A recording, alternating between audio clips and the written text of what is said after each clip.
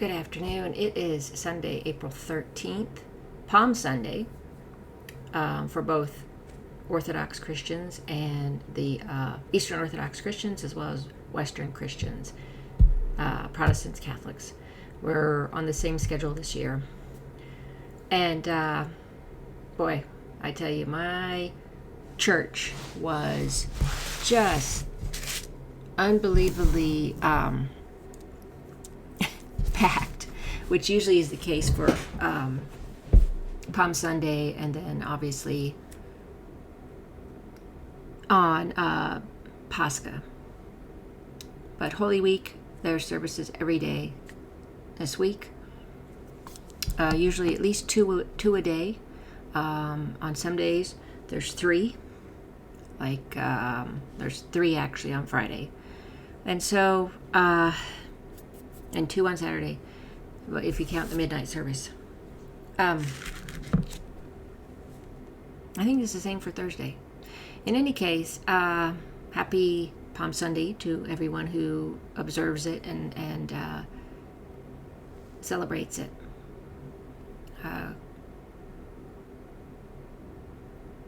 Eventually, I'm going to do a video. I'm going to read you a video on Holy Pascha for the week of Holy Week.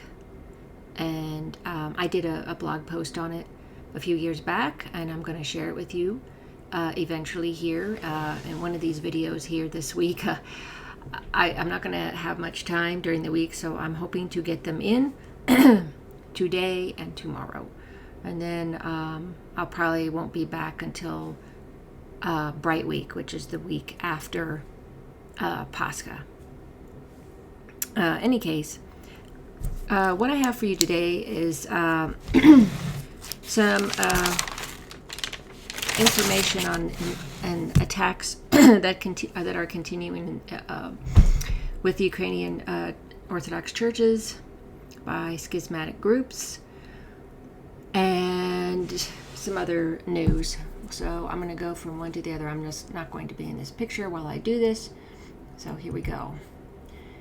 Violent schismatics attack 4 Orthodox churches in single day, leaving young woman bloodied. So in the picture there, that an OCU priest, quote unquote, because it's a schismatic, it's not a valid priest, and he's there in the picture on the left and center. He led a seizure in which a young woman on the right and several others were attacked. So, as you know, the Ukrainian Orthodox Church, under his Beatitude Metropolitan Onufry of Kiev and all Ukraine, continues to face persecution from the state and the schismatics of the Orthodox Church of Ukraine, who continue their bloody attacks on all Ukraine continues to face persecution from the state of the schismatics of the Orthodox Church of Ukraine, who continue their bloody attacks on churches and their fellow Ukrainians who remain faithful to Orthodoxy. At least 4 churches were attacked by these schismatics and nationalists in just one day this week, Tuesday, April 8th. They assaulted several people, leaving at least one young woman bleeding, reports FOMA, with reference to Ukrainian outlets. In some cases, they managed to seize the churches, and in some, they were driven away by the Orthodox parishioners. Early in the morning, St. Michael's Church in the village of, Kiev province, was seized. Police officers sat in a parked car, idly watching as an unknown man cut through the church doors with an angle grinder. The same day, violent activists of the OCU, which enjoys the support of the Patriarchate of Constantinople and the Ukrainian state, seized another church in the Kiev province, the Holy Door Mission Church in the village of Stary Bezradichi,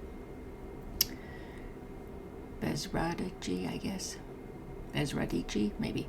In this attack, they were led by Ignumen, quote unquote, meaning he's not a valid one, Vykenty Kozak, secretary of the OCU's Diocese of Pereyaslav, and I can't pronounce the other one. Late that evening of the same day, there was an attempt to seize the church of the Holy Archangels Gabriel and Michael in the city of, can't pronounce that, Chernivtsi province. Upon learning of the plans to seize the church, about 500 parishioners came out to defend it. The clergy and parishioners prayed, proclaiming, "Christ is risen, indeed he is risen," in Church Slavonic, Greek, and Romanian. And on the night of April 8th and 9th, a group of raiders tried to seize the St. Nicholas Church in the village of Vernki, I can't pronounce. Also in the same Chernetsky province.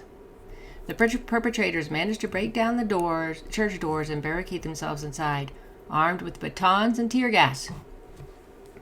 Isn't that crazy that they just take over churches? Like, if they were valid and they were good citizens of the Orthodox Church, would they really be breaking into churches and armed with batons and tear gas? I don't think so. Armed with batons and tear gas, they beat several people, mostly women and elderly parishioners. How horrible.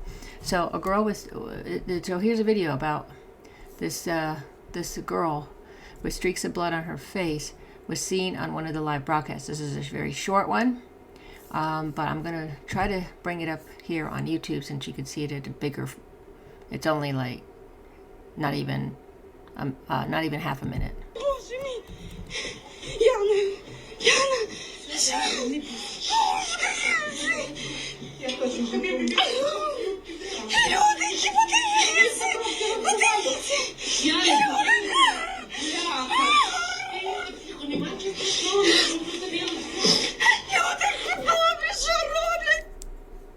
Yeah, so you get the idea of how horrible that was. The gang of mercenaries was led by OCU priest, quote unquote, as you see. It's not really one. Roman, can't pronounce the last name. Although he hid his face under a hood, St. Nicholas parishioners recognized him. Nevertheless, the raiders failed to keep the church for themselves because when the female parishioners told the men of the parish about what had happened, they managed to force the invaders out. Quote, armed bandits wanted to seize the church, but hundreds of parishioners who came running to defend the shrine drove them out of the Orthodox Church in disgrace. Having failed to achieve their goal, the bandits, led by the OCU priest, destroyed the altar, the sacristan, and all the furnishings of the Orthodox Church. Again, this is outrageous. What priest, a Christian Orthodox priest, okay, who would destroy an altar? If you are a real priest, would you really be destroying the altar of the church? I mean, that's sacrilege. That's outrageous. It's terrible. So, to go on from there, as you can see, it's a never-ending deal, what's going on with the Ukrainian churches. Constantly, something is happening to the parishioners, their churches. There's all these attacks on Christ Church. Okay? The other thing I'm going to share is, I have shared this before about the situation in Estonia with the monastery there and the churches. So the Russian Synod condemns new law banning Estonian Orthodox Christian Church. So, because the Estonian parliament had ruled that the Estonian Orthodox Church can no longer be, it has to be banned because it's canonical ties to the Russian Church. So here the Russian Synod condemns new law. I'm going to just read to you their statement. On April 9, 2025, the Estonian Parliament adopted in its third reading bill number 25-5//25-0033 on amendments to the law of the Republic of Estonia on churches and parishes, which effectively aims to ban the activities of the Estonian Orthodox Christian Church, a self-governing church within the Moscow Patriarchate. The new law forces believers to break their canonical connection with the Patriarch of Moscow and all Russia and the Holy Synod of the Russian Orthodox Church. This decision contradicts the repeatedly expressed will of the clergy, monastics, and laity of the Estonian Orthodox Christian Church who remained faithful to their church hierarchy. It discriminates against 250,000 believing citizens of Estonia, depriving them of freedom of religion. As justification for the necessity of adopting this law, a false claim was made that the canonical connection of Orthodox believers in Estonia with the Moscow Patriarchate creates a threat to the security of the Estonian state and to the constitutional and social order in the country. This completely ignores the fact that the Estonian Orthodox Christian Church does not participate in political life or interstate relations. To date, not a single instance has been recorded of its structures or believers creating any threats to state or public security.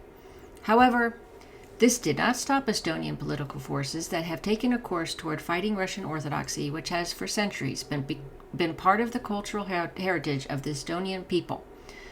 One of the main targets of persecution has been the Putitsa Monastery, a shrine of world orthodoxy and a place of pilgrimage for believers from different countries. The actions of the Estonian authorities today reproduce methods that were used in the fight against the Church during the times of atheistic struggle against God. The Holy Synod of the Russian Orthodox Church declares its full support for His Eminence Metropolitan Evgeny of Tallinn and all Estonia, the archpastors, clergy, and faithful children of the Estonian Orthodox Christian Church, under the conditions of increasing oppression against its calling on them to maintain fidelity to the sacred canons. Orthodoxy was brought to Estonia by Russian missionaries 1,000 years ago. Its history is rich with vivid examples of courageous standing in faith from the holy martyr Isidore of Uriv and those who suffered with him, to the martyric feat of Saint Platon, Bishop of Revel, and other new martyrs of the Estonian land. We believe that through their prayerful intercession, the Estonian Orthodox Christian Church will worthily endure the trials that have befallen it. We call on the international community to condemn the facts of violence against the conscience of the Orthodox and the illegal interference of the Estonian authorities in the internal affairs of the Estonian Orthodox Christian Church, which clearly ignores the internationally accepted principles of religious freedom. Speaking of religious freedom, persecuted Estonian Church and Putitsa Monastery appeal to U.S. Religious Freedom Commission. That was on April 11th. Well, I don't know if the U.S. is going to do anything because we know what happened with the State Department and Pompeo against the Ukrainian Orthodox Church and supporting the Patriarchate of Constantinople in taking over that church, taking over these churches here, which is not in his jurisdiction to do. I did a whole video on that. Anyway, so this is what the church's attorneys explained the reason for the appeal. So I'm going to just give you that information. On behalf of the church and monastery that have become targets of the amendments to the law on churches and parishes, we've been writing in recent weeks to both the Prime Minister and the new Minister of Internal Affairs. We wanted to meet and find a reasonable compromise within the state before the amendments were adopted and before broader involvement of international institutions. We were not given the opportunity for such a meeting, and yesterday the law was passed. At the same time, we continue to hear from the Minister of Internal Affairs unfounded reference to the Putitsis as nuns as victims of Moscow's influence operations. This clearly demonstrates the goal of stigmatization, and it's impossible not to respond to this. Again, they want to break off the canonical connection. Let me go back to me for a minute. They want to break off the canonical connection of the Estonian churches, Estonian Orthodox churches, and the female monastery there, because they don't like Russia. And this is just causing a real problem, because if you're not canonically connected to this patriarchate, and it says in the article, first off, you're not in communion with them if you do that, and then you've broken off, and it's no longer, we've become fractals, splintered off pieces of the church, which of course, the evil one wants to destroy the church, of Christ. So as you can see, this has been happening for quite a while. And also it said something like they want to put those churches and the monastery under the Patriarchate of Constantinople, under Bartholomew. There's All Holiness Bartholomew, who again overreached his jurisdictional boundaries and did this. And what happens with that in the article, if I didn't read the whole thing, but I will tell you that in the article they say you can't do that, because then you're in communion with schismatics, because again he took in the schismatics of this pretend church in Ukraine. So that's a problem. And this thing just continues, and it will continue. It will continue until the war with Russia and Ukraine stop. There's peace, and things can hopefully, at that point, if not, it'll be a world war, as Metropolitan Neophytus said. This war will resolve all these issues. Unfortunately, it's as I said, we need to pray that the war is not as massive, it's not as catastrophic, that God lessens it. But in any case,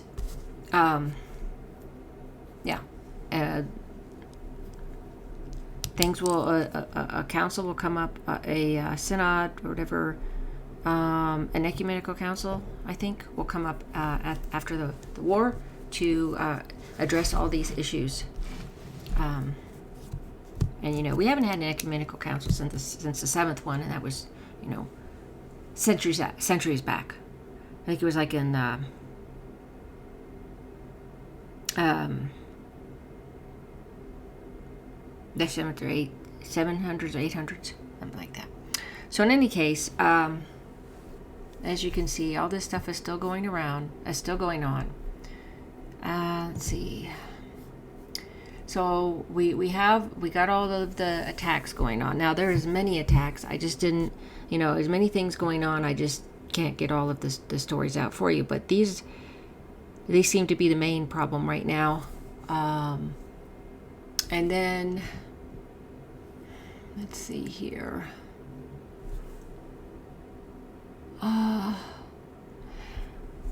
We also want to discuss Syria, because I had told you about the worries about the fall of the Assad government and the Al-Qaeda, ISIS terrorists taking over the government with the backing of Turkey.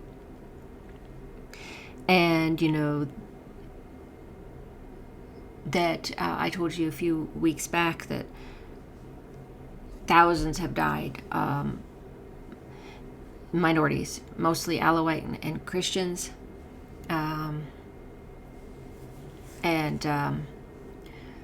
so that was really bad. And I'm going to just give you this little piece of information on what Father Josiah Trenum says here on the Syria issue when the terrorists came into Syria, and the Assad had fled and his government had fallen. Listen to what he says here. One last thing about Syria. Yeah, of course. I want to ask how your friends are faring, because this is happening right now. Syrian Christians are being chased down by ISIS jihadists. When the leader of ISIS was coming to take the seat of the former president in Damascus, in the capital, he passed first through Aleppo, which I was just telling you about, I was at in 2010. And he sent a note to the archbishop there, who is the successor of my friend. You know what he said? I'll have your head. It's hard to put into words Lordy. the Why horrors is it that every we time I witnessed every replay day this, I during our get time this? here. Entire families come. Yeah, that was the moderate current man So sitting. are the Syrian Christians and as well as your bishop, are they fleeing? What's to be done? Our bishop responded back. I was so proud of him. He said, "Come and take it, but I'm not leaving my people." No way. Yeah, that was his message. How does one respond formally to "I'm going to behead you"? Does he send a text message? How did that communication? I don't get know sent? if it was text, but I don't know how the message came. But the message So came. the jihadist lead. He didn't have time to stop because he had to get to Damascus to see power over the country. So he was passing through Aleppo, but he wanted to Did register he his send a opinion. guy to walk to the steps I of wish I the knew. rectory and say, "I'll have your head," and he says, "Come I and wish. take it"? Yeah.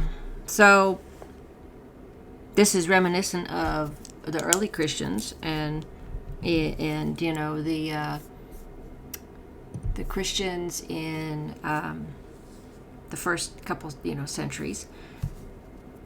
Their bishops, these martyrs, were very strong people. Apparently, I mean, they had God's grace in them, and they were very steadfast in their faith. And a lot of us, I can't even imagine doing that. I'm such a weak person. I really feel like, oh man, I could never do this. But so the Bishop of Aleppo, Orthodox bishop there, is saying these things, and yeah, it's he's not leaving his people, and that was the same thing for the church in Gaza. The Saint Porphyrius Church was taking in the Gaza. Taking in the Palestinian Muslims, obviously, and the Christians, and that church was a safe haven for them for the women, children, and elderly to come and seek shelter. And as I said a long time ago, after October 7th, 2023 attack on Israel, the next few days to a week, I think it was like a week at the most, the IDF bombed the church, which is 1,600 years old. It's the oldest church around there. Killing, I think it was 18 people, which were the Palestinian Orthodox Christians, and it was all over X back then. You had the memorial. The funeral services and everything. It was terrible. Now the IDF's answer, of course, is always the same. They said, "Well, we thought Hamas was hiding in there." They have sophisticated systems. They spy on everybody, just like we do with our CIA. They know where people are located. Look at the assassinated people in other countries, like in Iran. They knew where they were. So I find that I don't really believe them. But the point is that, I have a video, a short video on that, but I don't have it up right now. I didn't think to put that up. I have a video on it, but just a few minutes. And maybe I will come back and do that later. Give you that information then, and then I have the Holy Week thing I want to tell you about later, but I don't want to go on too long. It seems I've gone on long enough. So I just wanted to give you some updates on what's going on. Like I said, like Metropolitan Neophytus said, no conclusions, no resolutions of all the bad stuff that's happening right now. It's not going to be. We have to endure this. We have to pray. And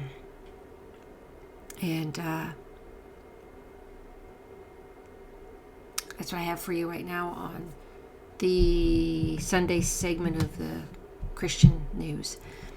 I will be back later, I think, for another segment. And like I said, I have a few things also, other Orthodox things to share with you. But I'm not sure. I might be able to get that done tomorrow. So thank you so much for watching. Please follow my channel, or if you're on YouTube, please subscribe to my channel. hit the bell to get, notifications of whatever else comes up for my videos. I usually do a video or two, 1 or 2 times a week. And I said Holy Week is this week, so I'm going to be extremely busy with that. But anyway, happy Palm Sunday to you all who celebrate. As I said, please like my videos if you like them. Please share my videos, share my channel, share my, whether on YouTube or Rumble. I thank you so much for watching and for your support. And if you have any comments on any of this, please leave a post beneath my video. Thank you so much. Until next time.